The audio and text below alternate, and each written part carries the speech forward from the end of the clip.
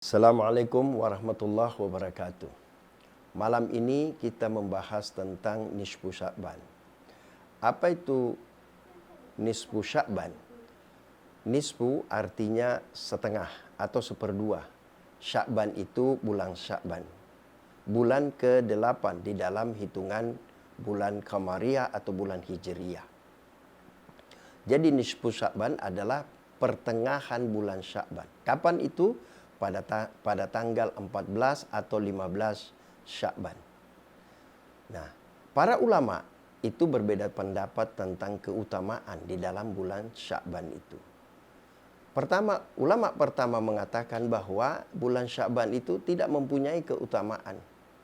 Kenapa? Karena hadis-hadis yang ada itu rata-rata adalah hadis palsu. Kalaupun ada hadisnya, beberapa itu adalah hadis dhaif.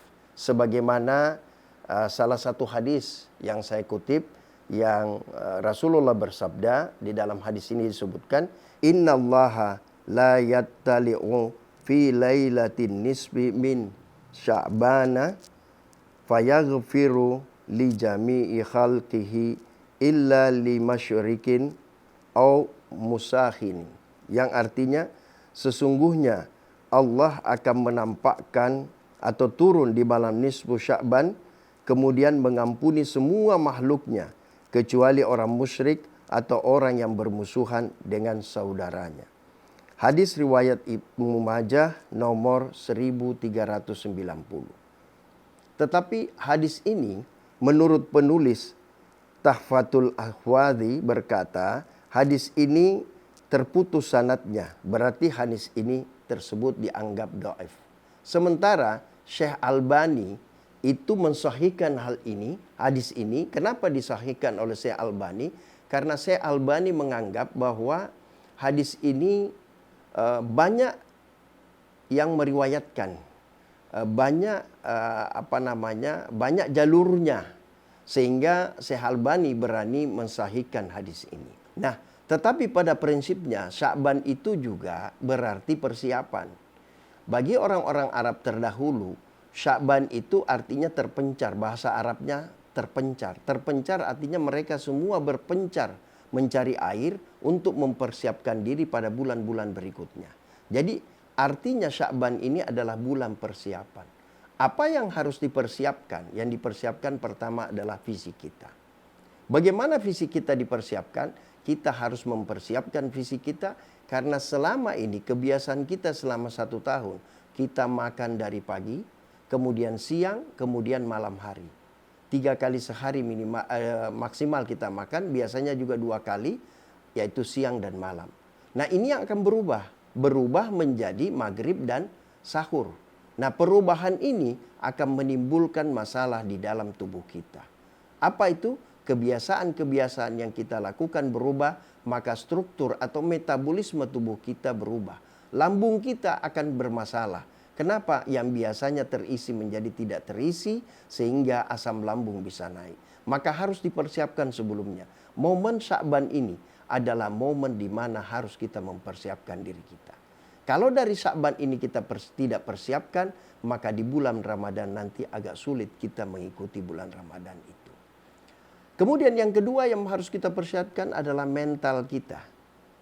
Nah, yang mana mental kita harus dipersiapkan? Mental kita yang tadinya adalah mental yang melanggar aturan-aturan Allah, berubah menjadi mental yang berusaha untuk mendekatkan diri kepada Allah. Yang ketiga adalah materi.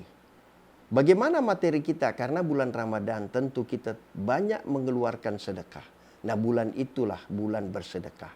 Orang-orang biasanya mengeluarkan hartanya pada bulan itu untuk membersihkan dirinya membersihkan jiwanya dari hal-hal yang mengotori jiwanya. Kita lihat lagi, apalagi harus yang dipersiapkan pada bulan Sya'ban itu. Perubahan fisik kita yang tadinya kita biasanya makan siang kemudian makan sahur. Bangun di sahur itu tidak mudah. Karena biasanya kita bangun nanti subuh. Kalau hari-hari biasanya kita bangun nanti subuh, ini kita bangun lebih cepat. Nah, persiapan-persiapan ini harus dilakukan di bulan Sya'ban. Supaya pada bulan Ramadan nanti kita sudah sangat siap. Karena Rasulullah Shallallahu Alaihi Wasallam bersabda, banyak umatku berpuasa pada bulan Ramadan, tidak mendapatkan apa-apa kecuali lapar dan haus. Kenapa Rasulullah berkata seperti ini? Karena kita tidak siap memasuki bulan Ramadan, kita tidak siap berpuasa. Sementara puasa itu pahalanya Allah yang memberikan ganjaran. Nah, dari situ kita harus mulai introspeksi diri kita, mulai dari awal Sya'ban, terutama pertengahan bulan Sya'ban atau nisfu Sya'ban. Kita harus mulai bangun salat tahajud, kemudian setelah itu kita membaca Quran. Setelah kita baca Quran, kita beristighfar di akhir malam sebelum memasuki subuh. Nah, kemudian kita sholat subuh. Nah, sebelum kita beristighfar tentu kita makan sahur. Tetapi bukan makan sahur langsung tidur. Harus kita berupaya setelah makan sahur, kita duduk untuk istighfar, mengintrospeksi diri kita, mengakui kesalahan-kesalahan kita kepada Allah. Kita sudah mulai belajar dari bulan Sya'ban ini. Kalau dari bulan Sya'ban ini kita tidak berupaya untuk belajar, maka pada bulan Ramadan kita akan kalah. Bulan Ramadan itu adalah bulan pertandingan, maka bulan Syawal ini adalah pelatihannya. Biasanya kalau orang olahraga pertandingan, maka 1 bulan, bahkan 3 bulan, bahkan 6 bulan sebelumnya sudah mulai latihan. Kalaupun sebelum-sebelumnya tidak kita melakukan latihan-latihan itu, bulan ini adalah bulan momen yang terbaik bagi kita.